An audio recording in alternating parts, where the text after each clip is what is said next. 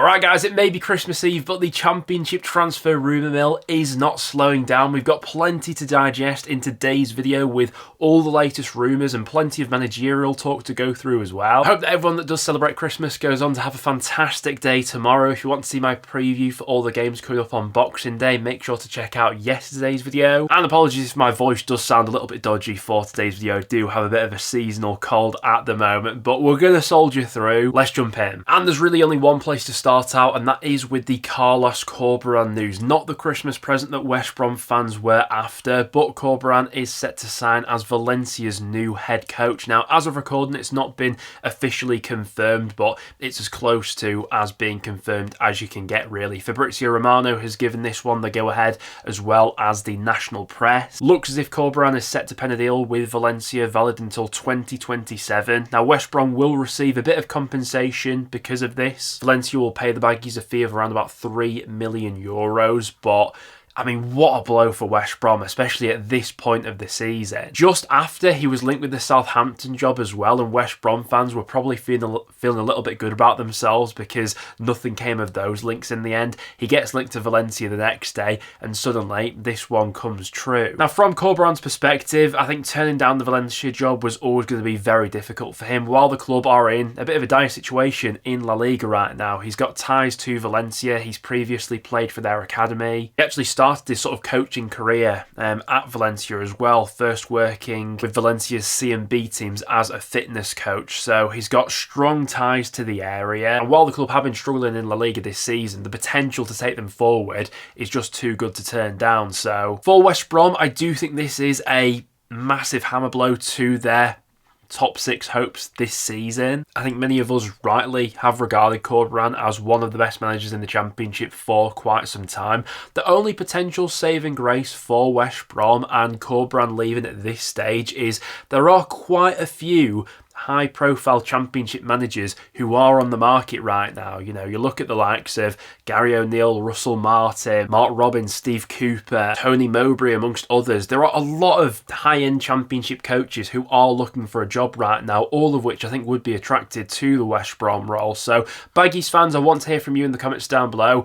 What's your reaction to this news? Also, as of recording, we are still waiting on confirmation for Millwall to name their next boss, but it does seem more than likely that it will be Alex Neil, with most of the press reporting that he will go ahead and land the job at the Den. Millwall fans, I'd be interested to get your take on this one down below. We discussed Neil a little bit in one of last time's videos. Sort of mentioned in that one that while Neil's stock definitely has dropped in recent times because of how his stint at Stoke City went, I still think he's a good Championship manager. You know, Stoke have chewed up and spat out a lot of decent Championship managers throughout their tenure in the Championship. I mean, just look at how Gary Rowett struggled at Stoke, for example. He went on to do a fine job at Millwall. The sort of manager that he is as well, I wouldn't be surprised if he makes things a success at Millwall with how Neil views football, how hard-working he tends to want his sides to be. I think a lot of Millwall fans will buy into that. But there's some of the latest managerial talk going around the Championship. Now, let's hop into the rumours. We'll start out with a bit of side Benrahma news, because could we see the Algerian winger back in the Championship? Well, according to reports, Burnley have made an inquiry to Lyon about potentially taking Benrahma on loan for the remainder of the season. Now, up until this point in France, he's sort of been in and out of that starting 11 at Lyon. He's made 7 starts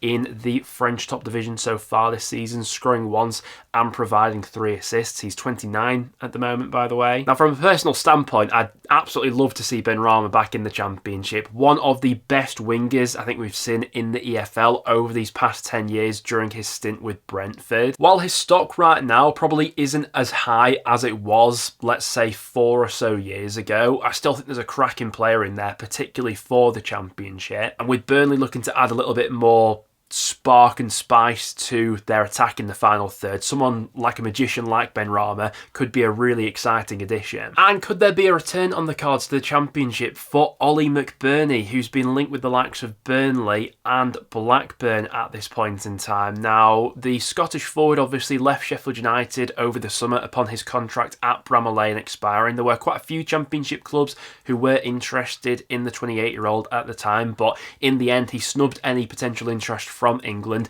ended up moving to Spain and to Las Palmas, but a potential return could be on the cards in January. He's not been a regular starter in Spain so far this season. Of his 15 La Liga appearances so far, 8 of them have come from the bench, and he's yet to find the back of the net in La Liga as well, although he has provided a few assists. Can be quite a hot and cold player in terms of his record in front of goal, but I certainly think he'd be a useful forward to a lot of Championship clubs. If there is a very real possibility that McBurney could be returning to England, then I'd expect a few more clubs to potentially throw their hat in the ring as interested. Stoke have a decision to make this January regarding the future of Nathan Lowe, who's currently out on loan with Walsall in League 2, and the 19-year-old has done fantastically well in the first half of the season for the League 2 club, scoring 10 goals and providing 14 assists in 18 League 2 appearances. Now, for Stoke, who have been fairly inconsistent in front of goal this season, they could potentially look to recall him if they think he can make an impact in the first team right now. Other than Tom Cannon in that Stoke squad, no one has scored more than 3 goals this season.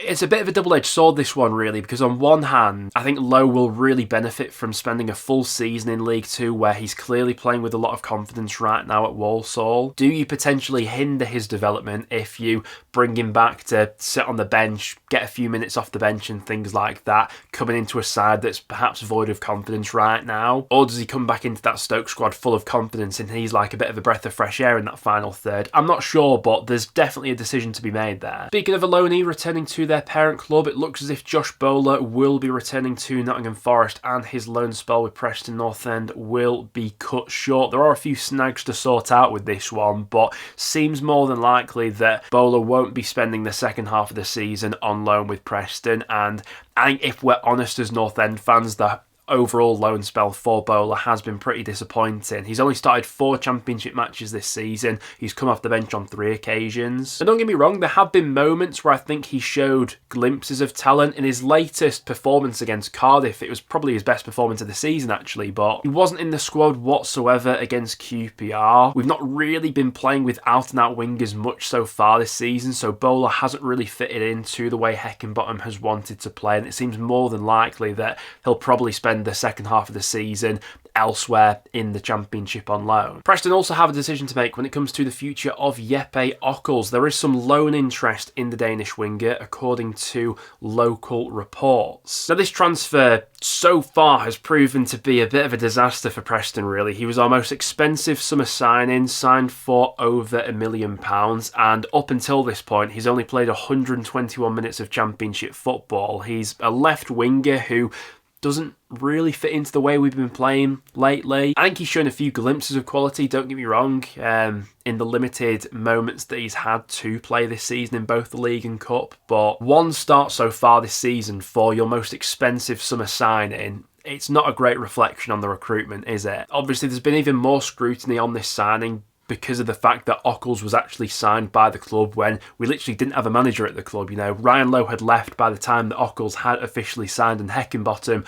wasn't in the door yet. So there is a bit of loan interest there. Preston could see it to benefit him maybe for the rest of the season, get him up to scratch and up to speed with English football if he does get regular game time elsewhere. But, I mean, we're talking about a player here who's 25 years old, and really the money we've spent on him should be someone who instantly comes in and improves our starting 11. That's not been the case so far, and Preston now find themselves in a bit of a tricky situation with him, to be honest with you. Leeds United forward Patrick Bamford continues to be linked with a move away from the club. Wrexham we've discussed as one of the interested clubs in the experienced Championship forward, but going off recent reports, it does seem like a move to Wrexham would be a little bit far-fetched at this point. With the money he's currently earning, a number of other factors taken into consideration, it seems probable that Wrexham will likely go after alternative targets in January, but I'm sure that's a story that will continue to rumble on over these next few weeks. One player that Leeds could potentially find it tough to keep hold of long term is Pascal Struijk, who's continuing to attract plenty of Premier League interest. We've spoken previously about Tottenham's interest in the Leeds United defender. You've now got the likes of Brighton and Wolves who are also in contention to sign him going into the January window. Now, the good news for Leeds is that the defender is under contract until 2027, and so they're in no dire need of cashing in this January January or anything like that, and the idea has been floated that it would take a minimum of 25 million in January to tempt Leeds to cash in on it. Now, up until this point of the season, Leeds have had the third best defensive record in the Championship. Only Sheffield United and Burnley have conceded fewer goals than Daniel Farke's side have, and I mean, to lose a figure as integral as Strauch in January could be absolutely massive in throwing off the harmony of that back line. But if a Premier League club, say a Wolves or a Brighton, does come in with a £25 million offer, Leeds fans, what would your reaction to that be? Leeds United are said to be big admirers of Portugal under-21 international Dario, although they face plenty of competition in signing the young Portuguese midfielder. You've also got the likes of Nottingham Forest, Chelsea and Man United who are being linked with the Sporting youngster who's currently out on loan with Las Palmas. Clearly he's someone with a lot of pedigree, that's why a lot of English clubs are chasing his signature right now. For Leeds it would be a real statement of intent if they managed to swing a deal, but yeah, like I say, a lot of Premier League interest right now. Luton Town are said to be big admirers of Wycombe forward Richard Kone, who's having a really good season in League One right now. Across all competitions, he's already scored 12 goals this season. Only 21 years old as well. You could understand why there would be a bit of Championship interest. Now, the good news for Wycombe is that they did get the striker tied down to a new deal back in November. I believe before that his existing deal was set to expire at the end of the season, so the fact they've got him tied down to a new deal is pretty good heading into January, especially when there will be a bit of interest around him. Luton supposedly interested right now. He's definitely a player to keep you around heading into January. Once again, there is a bit of Premier League interest in Burnley goalkeeper James Trafford. Obviously, he was linked with plenty of Premier League clubs over the summer. In the end, nothing came of that interest, but Spurs are the latest club to throw their hat in the ring, and they could go in with a January offer, as Fraser Forster has proven himself not quite to be up to scratch as that backup goalkeeper for Ange Postecoglou with the way Tottenham want to play. A new backup goalkeeper could be on the agenda for Spurs, and Trafford seems to have caught their eye, obviously. Last season in the Premier League, I think we can all agree Trafford was probably fast-tracked to the top flight a little bit too fast after impression in League One. Burnley obviously swooped in for him, immediately made him their number one in the Premier League, and it was just too much too soon. But this season in the Championship, you have to admit he's done really well so far. Burnley have boasted the best defensive record. Still only 22 as well, a young and upcoming English player. You could see why Tottenham would be interested. Cardiff have a decision to make going into January regarding the future of Wilfred Kanga, who's currently on loan in the Welsh capital. Not been a great season for the French forward. He's made 15 Championship appearances, 10 of those have come from the bench, but has yet to register a single goal or assist. I'm in no doubt Cardiff are going to have to be proactive in this January window, and one area they could potentially look to free up some wages, another area of the squad, is by cutting that loan deal short and looking for an alternative in January. The idea of that loan spell being cut short has been floated as well. Plymouth also have a decision to make when it comes to the future of Andre Gray. Upon initially signing for Plymouth, he signed a short-term contract with the club, which is set to expire on the 3rd of January, although the club are seemingly confident of tying him down to a deal, I'm assuming at least until the end of the season. I think Gray's made a decent impact at home park so far, scored 3 goals, got an assist in just 490 minutes of Championship football. Jayden Danns from Liverpool, another one that could be on the agenda for Plymouth in the January window on a loan deal. He was someone they looked at over the summer, but it didn't quite happen then. Well guys, there you have it. That will now wrap it up for today's video. Thank you very much for tuning in. As always, if you have seen anything else going on around the Championship, make sure to get it in the comments down below and we'll give a mention in the next video. But apart from that, thank you very much for tuning in, guys. I hope everyone goes on to have a fantastic Christmas day tomorrow, and I'll see you all in the next one.